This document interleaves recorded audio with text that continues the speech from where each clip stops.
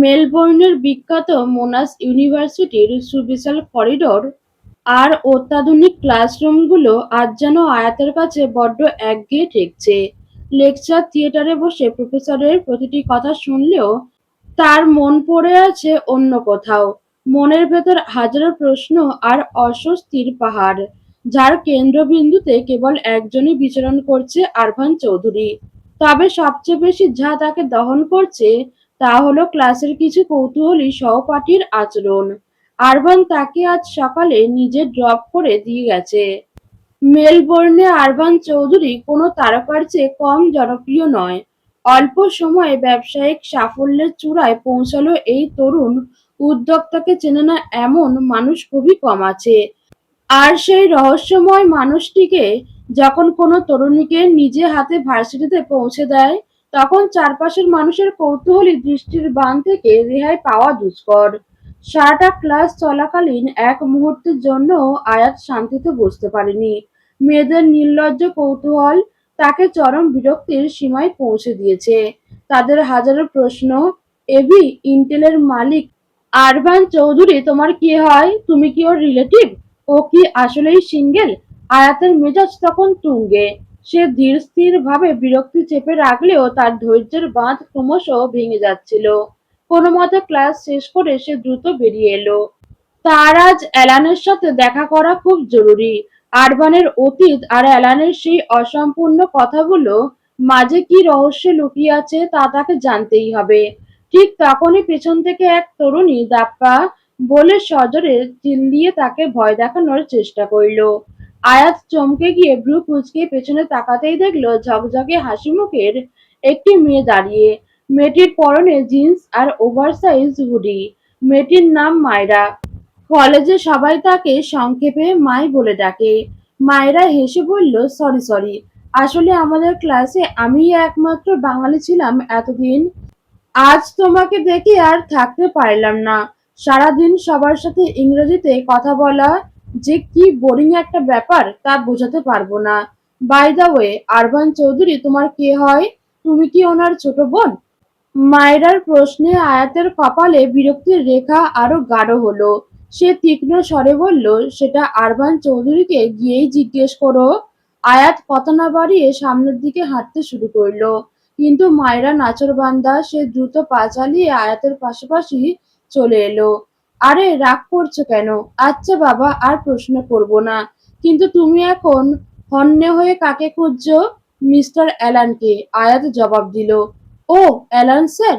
উনি তো আজ ক্যাম্পাসে আসেননি, ওনার কাজিনের বিয়ের জন্য 3 দিনের ছুটিতে আছেন। মায়রার কথায় আয়াত থমকে দাঁড়ালো। তার মনের সংশয়গুলো দূর করার একমাত্র উপায়টিও আপাতত বন্ধ। আয়াতের চোখে মুখে নিরাশা ফুটে উঠল। মায়রা হঠাৎ আয়াতের হাত ধরে টানতে টানতে বলল, চলো আমার সাথে। আজ আর কোনো ক্লাস নেই। আয়াত অবাক হয়ে বলল, আরে কোথায় নিয়ে যাচ্ছ? মায়রা আবদারের সুরে বলল, একটু ঘুরতে। মেলবোর্নে এসে একা একা আমার ঠিকঠাক ঘোরাই হয়নি। আজ তোমাকে পেয়েছি যখন না বলতে পারবে না, প্লিজ। আয়াত অনিচ্ছা সত্ত্বেও মায়রার সাথে চলতে শুরু করলো। কিছুক্ষণ হাঁটার পর সে বুঝতে পারল মেয়েটি অসম্ভব বাচাল। তবে তার ভেতরে কোনো প্যাচ নেই। হাঁটতে হাঁটতে তার শহরের মূল কেন্দ্রের কাছাকাছি পৌঁছে গেল। হঠাৎ মায়েরা থমকে দাঁড়িয়ে আয়াতের হাত টেনে থামিয়ে দিল। সামনের দিকে আঙুল উঁচিয়ে বলল, আয়াত, ওটা এবি না? আয়াত ভ্রু কুঁচকে সামনে তাকাতেই তার হৃৎপিণ্ড এক মুহূর্তের জন্য থমকে গেল।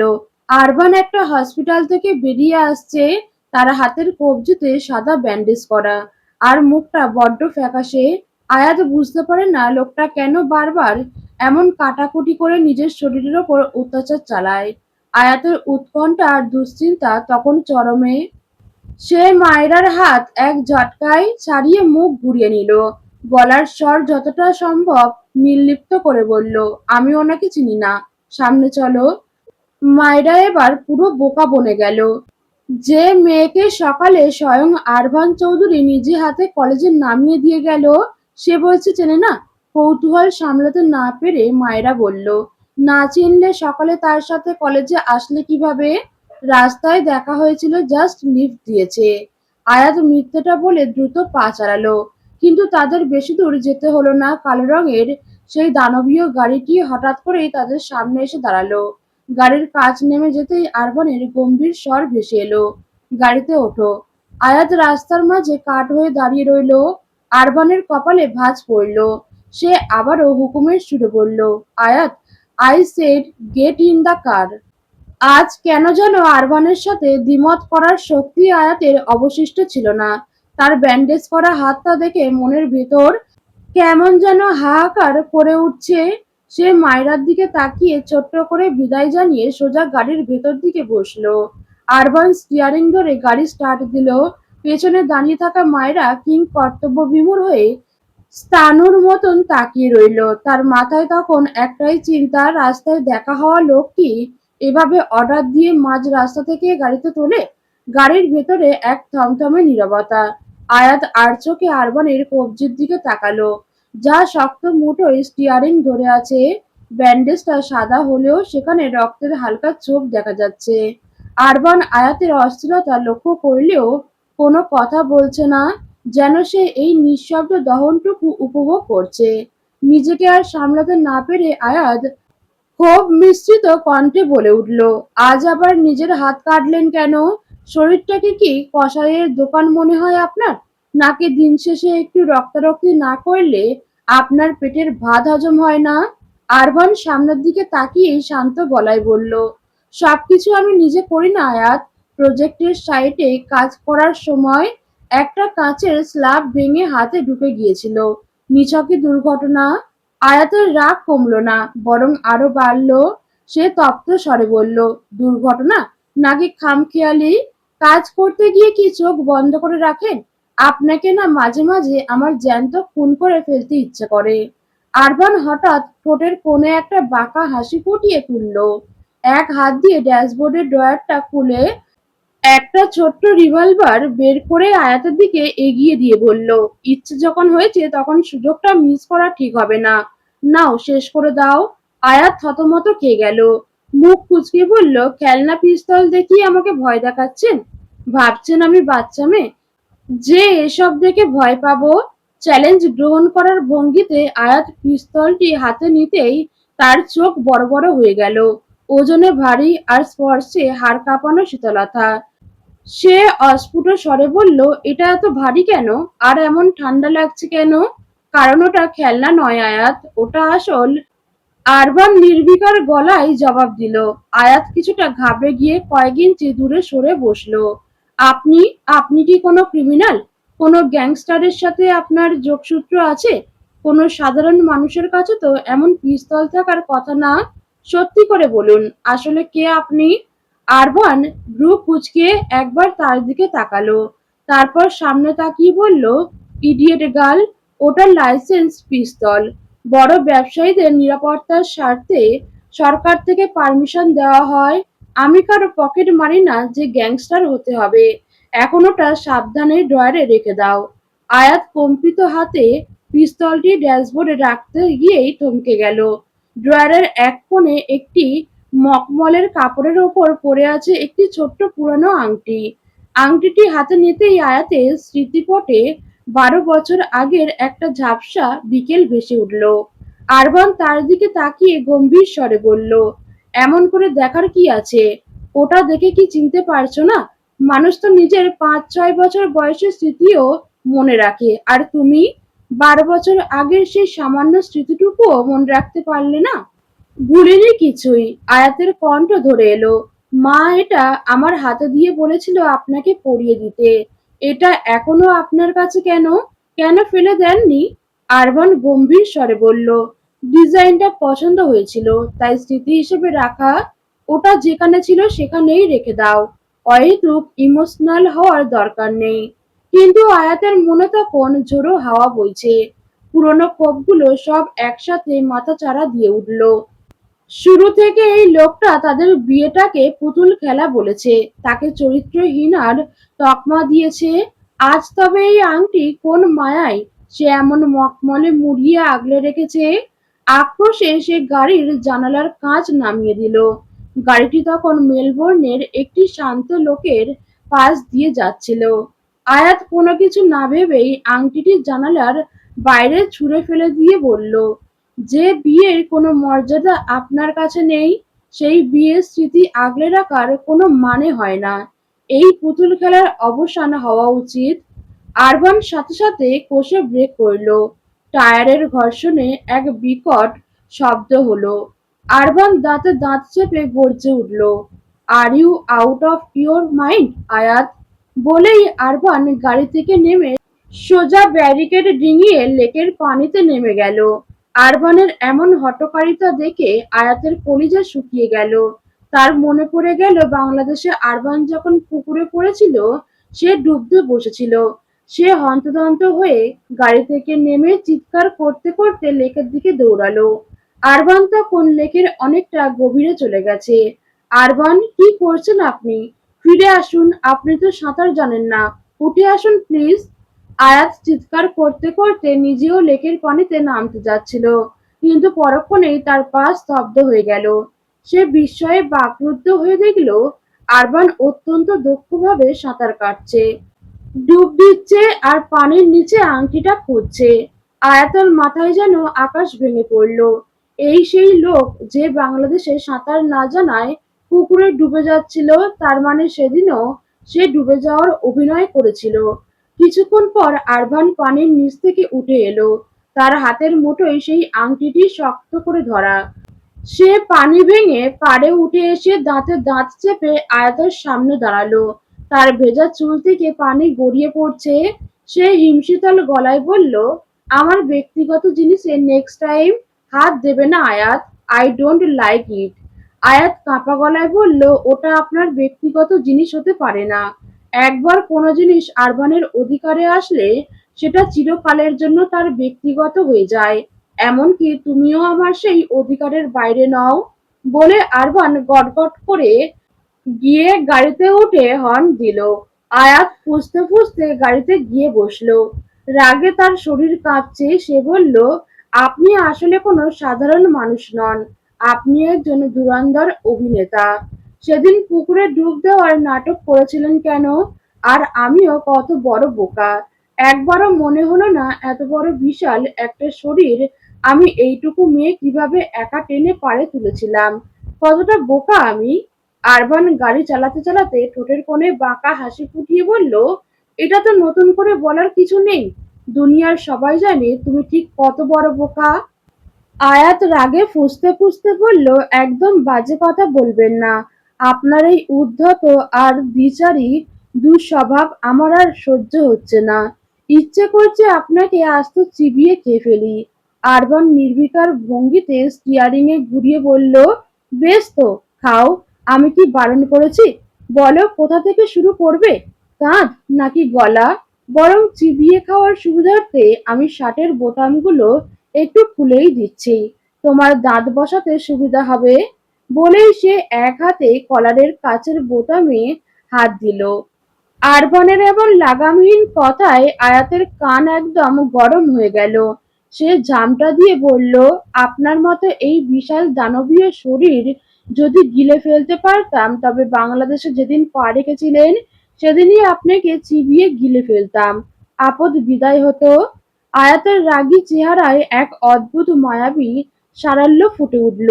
আরবান এবার শব্দ করে হেসে উঠল। তারপর হঠাৎ কণ্ঠস্বর একদম খাদে নামিয়ে ফিসফিস করে বলল, খুন করতে পারবে না, গিলতে পারবে না। যা পারবে না তা নিয়ে অহেতুক আস্ফলন কেন আয়াত?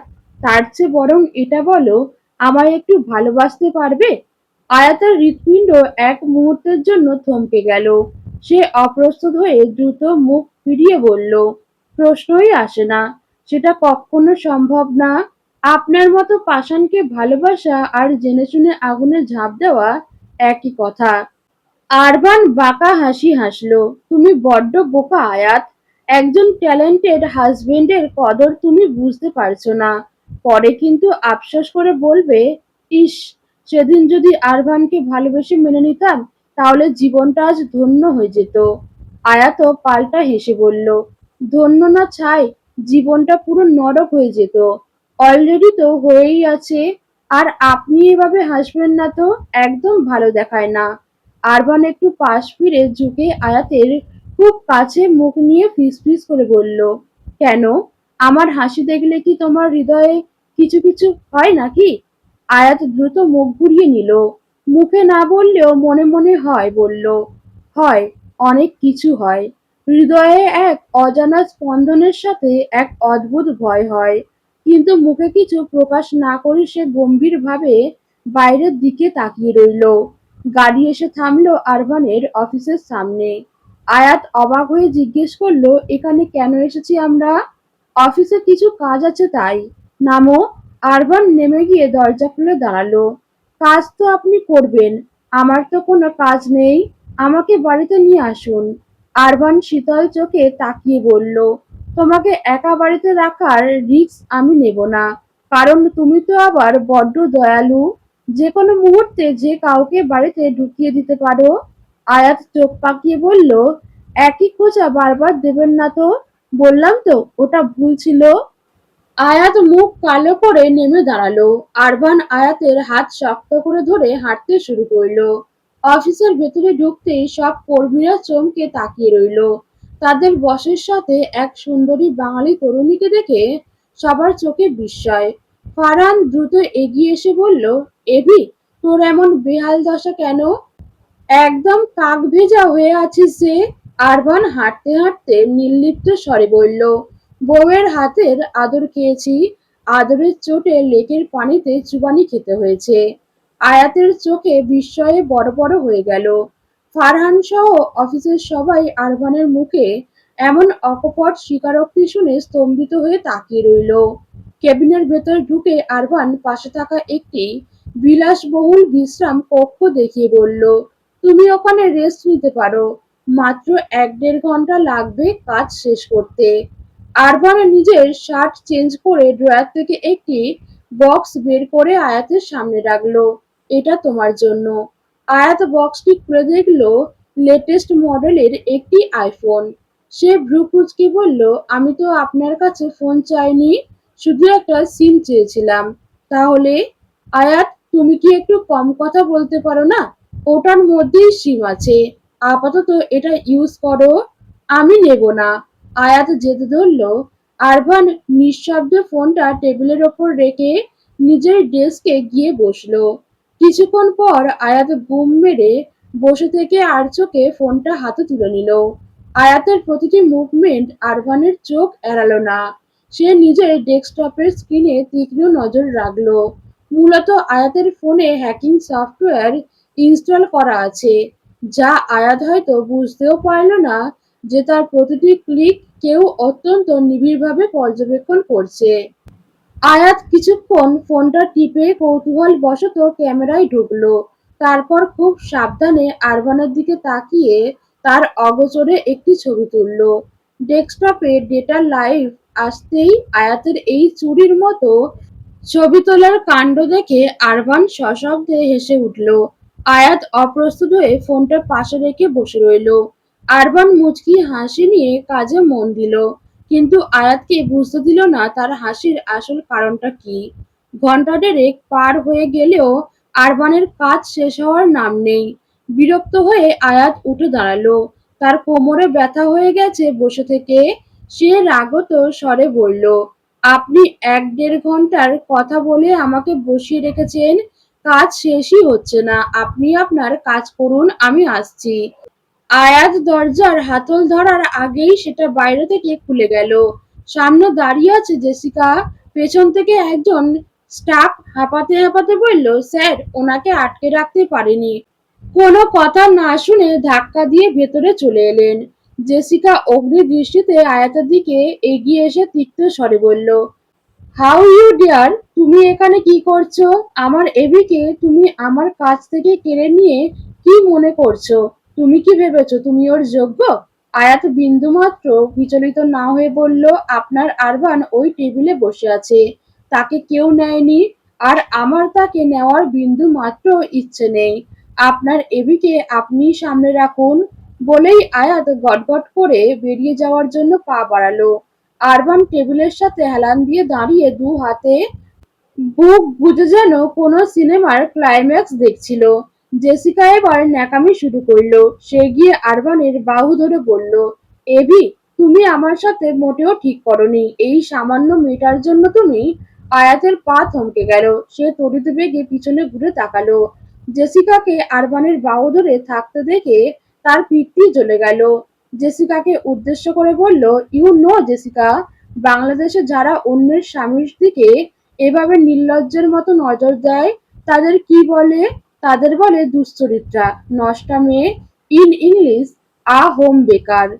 কথাটা বলেই আয়াত আর এক মুহূর্ত থামল না। আরবানের ঠোঁটের কোণে তখন এক অদ্ভুত তৃপ্তির হাসি। সে যেন এই প্রতিবাদটুকুর জন্যই অপেক্ষা করছিল। সে জেসিকার হাতটা ঝটকা দিয়ে সরিয়ে দিয়ে নিচু স্বরে ফিসফিস করে বলল, বারবার একই ভুল আমি ক্ষমা করি না জেসিকা। যদি চর খাওয়ার প্রতিশোধ নিতে এসব সস্তা নাটক করে থাকো তবে সেটা তোমার জীবনের সবচেয়ে বড় ভুল হবে। আমার সীমা অতিক্রম করো না, আদারওয়াইজ তোমার অবস্থা এমন বিভৎস হবে যে তোমার ওই তথাকথিত পাওয়ারফুল বাবাও তোমাকে খুঁজে পেতে হিমশিম খাবে। কথাটা বলে সে আয়াতের পিছু নিল। কিন্তু ততক্ষণে আয়াত চোখের আড়ালে আরবান ফোনের লোকেশন ট্র্যাক করে দেখলো সে অন্য পথে চলে গেছে। বাইরে এসে চারপাশটা দেখে আয়াত ঘাবড়ে গেল। আয়াত রাগের মাথায় এসেছে ঠিকই, কিন্তু রাস্তাঘাট কিছুই চেনে না। যদি সে হারিয়ে যায়, যদি কোনো খারাপ মানুষের পাল্লায় পড়ে, তখন সে কি ইজ্জত নিয়ে বেঁচে ফিরবে? তার ওপর মাথায় ঘুরছে, তখন এখান থেকে বের হওয়া তার উচিত হয়নি। ওখানে দাঁড়িয়ে দেখা উচিত ছিল ফারহানের ভাইয়ের সেই তথাকথিত নারী বিদ্বেষী বন্ধু কি করে। শত আফসোস নিয়ে হাঁটার গতি কমে গেল। সামনে কিছু উচ্ছৃঙ্খল পুরুষকে দেখে তার অবশিষ্ট সাহস মুহূর্তেই উবে গেল। তাদের হাতে নেশাদ্রব্য, তারা নিশ্চয়ই স্বাভাবিক অবস্থায় নেই। ভয়ে কুঁকড়ে যাওয়া আয়াতের কানের কাছে আকস্মিক এক তপ্ত নিঃশ্বাস আর চেনা কণ্ঠস্বর ভেসে এলো, এদিকে কেন এসেছেন ম্যাডাম? এই গলিতে কি আপনার জন্য লাল গালিচা বিছানো আছে? আয়াতের ধরে যেন প্রাণ ফিরে এলো। কিন্তু সে তা বুঝতে না দিয়ে গলার স্বর উঁচিয়ে বলল, বাড়ি যাব তাই এসেছি। ভুল পথ দিয়ে আপনি বাড়ি যাবেন? কার বাড়ি? এই মাতালদের বাড়ি? যার বাড়ি যাই, আপনার বাড়ি আর কখনোই যাব না। আয়াত আবারও সামনে হাঁটতে গেলে আরবান এক হ্যাঁচকা টানে তাকে নিজের কাঁধে তুলে নিল। আয়াত আর্তনাদ করে উঠল, কি করছেন আপনি? নামান আমাকে। আমি আপনার সাথে কোথাও যাব না। আপনি আপনার ফিউয়েন্সের কাছে যান। চুপ! আর একটা কথা বললে সোজা ওই মাতালদের হাতে দিয়ে আসবো। তারপর ওরা তোমাকে নিয়ে যা করার করবে। আরবানের ধমকে আয়াত একদম চুপসে গেল। সে মিনমিন করে বলল, আশেপাশের সব মানুষ দেখছে, নামান প্লিজ, লোকে আমাকে খারাপ ভাবছে। আরবান তাকে গাড়িতে বসিয়ে দিয়ে দরজা লক করে দিল।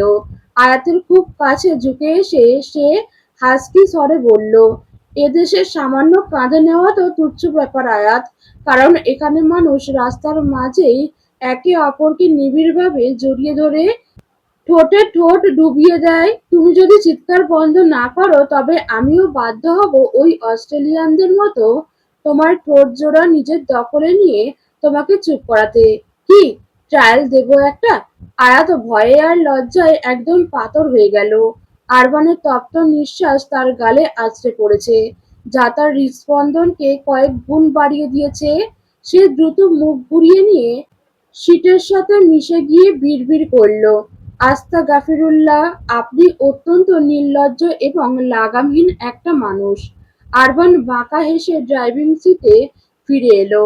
গাড়ি স্টার্ট দিয়ে সে আপন মনেই বলল, এই লাগামহীন মানুষটা নিজের পাগলামি কতটা নিয়ন্ত্রণ করছে সেটা যদি তুমি বুঝতে, তাহলে নিজে থেকেই তার কাছে নিজেকে সঁপে দিতে। কথাটা আয়াতের কানে না পৌঁছালেও সে তখন নিজের হৃৎপিণ্ডের অস্বাভাবিক গতির সাথে লড়াই করতে ব্যস্ত।